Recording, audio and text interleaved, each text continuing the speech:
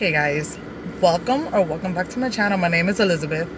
I am so sorry that I have been on like hiatus since I don't even know when. Life has just gotten crazy and I was in a huge book slump.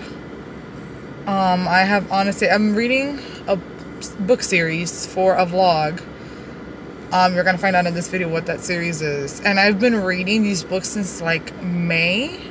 I want to say I would have to check my Goodreads, but I've been reading the books since like May and I haven't even finished, and we are already in November. So let me see if I can tell you when I started reading. Oh, July. Okay, my bad.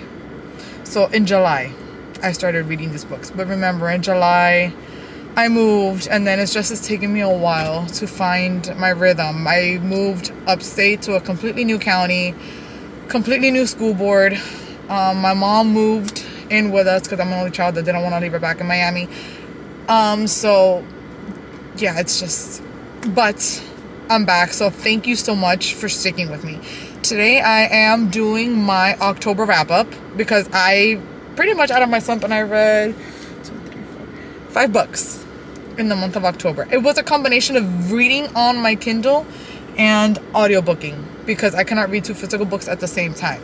So the first one that I listened to, and I'm kind of glad I'm out of my slump because now I get to read more of my ever-growing TBR pile because the pretty books keep coming out and I keep buying them. So at least all of these books I've had on my TBR for a while. And the first one that I read was Lessons in Chemistry by Bonnie Garmis.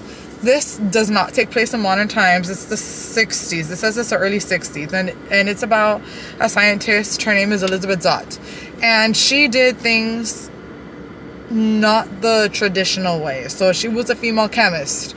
Women back then were kind of like trophy wives. Oh, you stay at home, you take care of the house, you cook, you clean, you take care of the kids, and blah, blah, blah. She really didn't want to become a mom, but she did. And it's just the struggles that she went through to... Okay, so she had a child out of wedlock. I don't know if that's... Whatever. She finds herself a single mother. Okay, so she has a kid out of wedlock. And because of something, she finds herself as a single mom. It's just the struggles that she went through because people kind of shunned her for having a child out of wedlock. I have to say this is a literary fiction, which is not really my favorite because it's not... I want to say it's not my favorite, but it's not like a genre that I usually read. I guess that's what I want to say. Because I am mostly into romances, but I actually quite enjoyed this one. I did listen to all of it. It has technically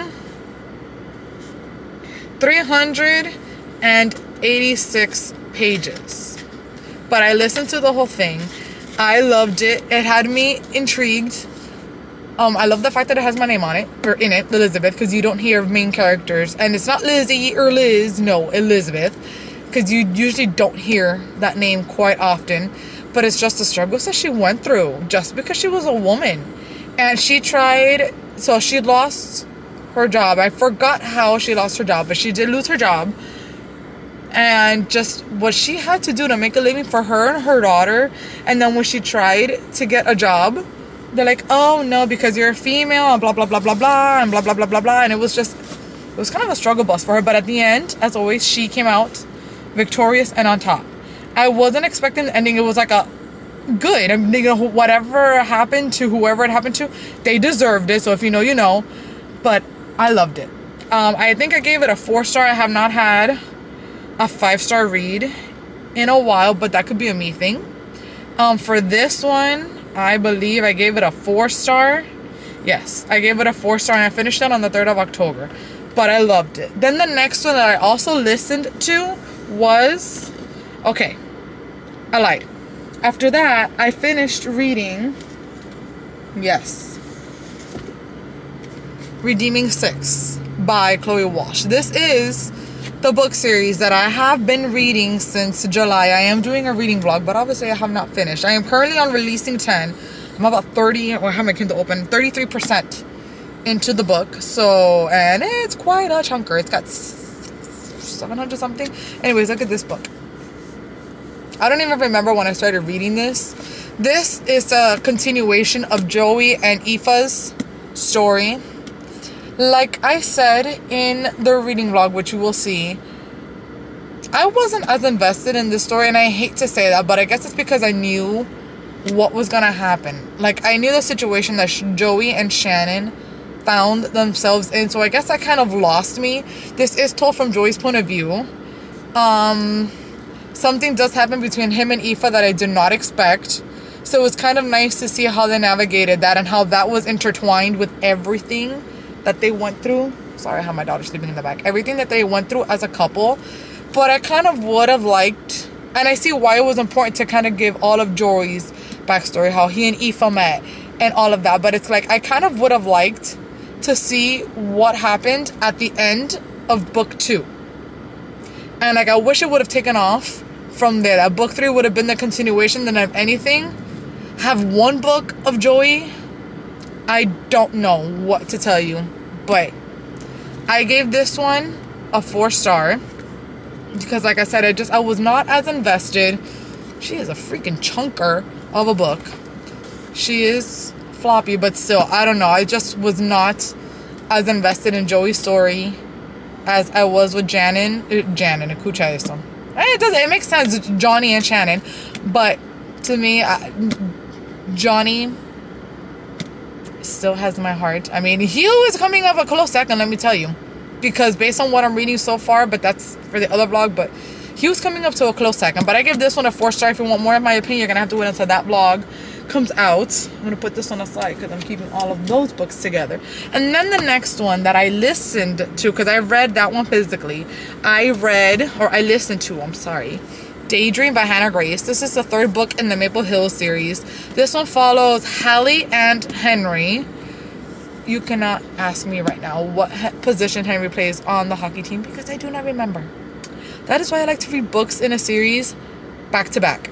And one thing that's killing me about the Boys of Tommen series is rumor has it that the next 2 books come out in 2026. And I don't know when in 2026 because the year hasn't even started and it's got a full 12 months. So hopefully I don't forget everything that happened. And if it is a continuation of Hugh and Liz, I hope it comes out like at the beginning of the year. But I don't know because I haven't been able to do my research on that. But this one was cute. I found myself a lot in Hallie because she's a people pleaser. And I feel that I like to be a people pleaser. I am very planned. Like, I haven't been lately, which is why my life, I feel, has been a mess. But I like to have things planned and organized because I feel better for myself. And it's just Henry needs a little bit of help with one of his classes. I think it's like an English class or something. Let me see. Well, it just says in a difficult class with his least favorite professor. I don't remember what type. This one does not have as much smut in it. I'm glad that Hallie, not to say it on a bad way, but she kind of like found her voice. I was going to say backbone, but she found her voice. She put her foot down for a lot of things with everybody. All her family goes to her, hey, I need you to do this. I need you to do that. I need you to plan this. I need you to plan that. And she finally decided that she wasn't going to have it. I still want to say that Wildfire, I know it was Aurora, and I forgot who else was the other one. Russ is who it is. I still want to say that they have been my favorite couple so far. I don't know why. There was just, I guess because I found myself a lot in Russ and in Aurora herself with the parent problems that they have. But this one is super cute.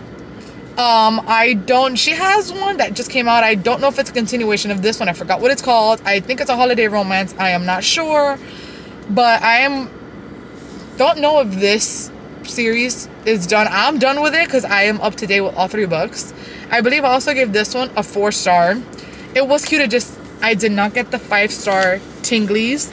And if you've been with me for a while, a book, I have to absolutely like love the book and like cry and feel all the feels for me to give it a 5-star.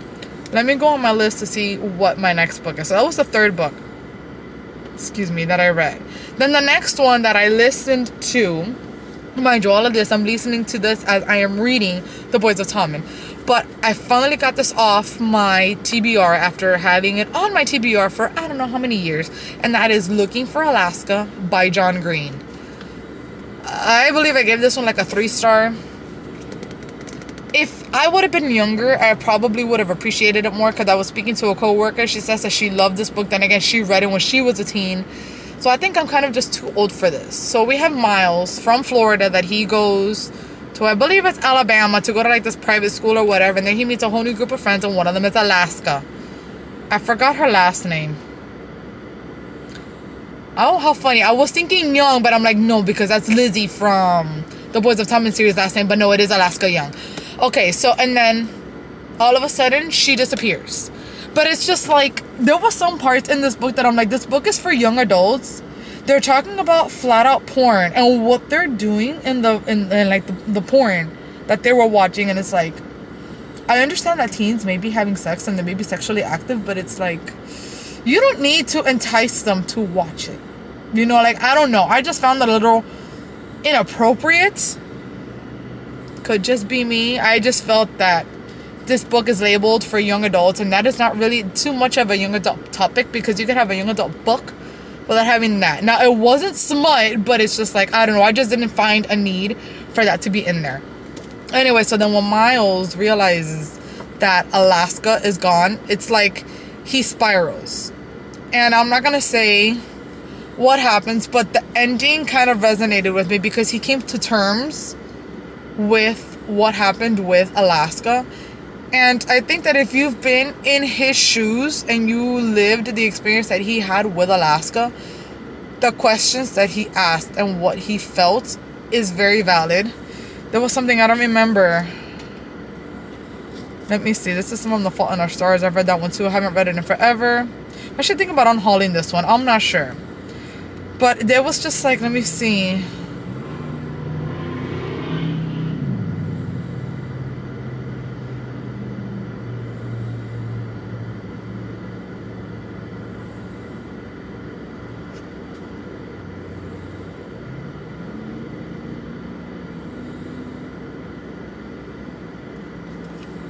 I don't know, it's just, I forgot what it was, because I don't like writing in my books, and I didn't read it on my Kindle. If not, I would have annotated it on my Kindle.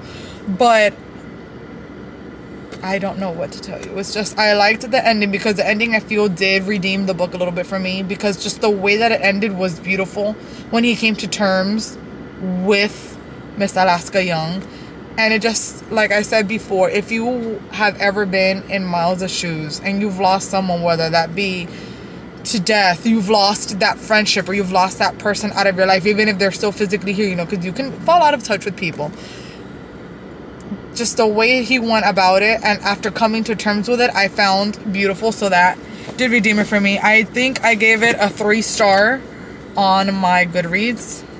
I don't want to tell you, oh goodness gracious, this thing is updating again. Yes, I did give it a 3-star. Like I said, maybe if I would have been younger, it would have resonated different. And then the last book that I read in the month of October was Taming Seven, by Chloe Walsh. This is Gibbs's book. This one was short. It was not what I expected. It had very sad moments. Something happened to Gibbsy that I was not expecting. If you notice, there's water droplets. I mean, you can kind of tell that it has something to do with water, but that's not what I was expecting when I read this. I did give it a 4-star. The series so far has been 5-star. Johnny and Shannon, like I said, are still my favorites. Hugh's coming up, and it's not because Lizzie has my name, because you're gonna find out how I feel about that book and just about everything from that book in the reading vlog that hopefully I'll get to finish before the end of this year at the rate I'm going with these books. But I gave that book a 4-star. There was literally a part where I found out something that happened to Gibbsy that I literally put the book down. I had to take a really deep breath, and I was like, I told myself, stop, because I couldn't for the life of me, because I never expected that. And then that continues on in releasing 10. But like I said, that's a story for another day. Either way, let me know if you have read any one of those books. Let me know what your current read is and what your favorite book for the month of October was down in the comments. Once again, thank you so much for watching. Please like and subscribe my channel, and I will catch you the next time. Bye, guys.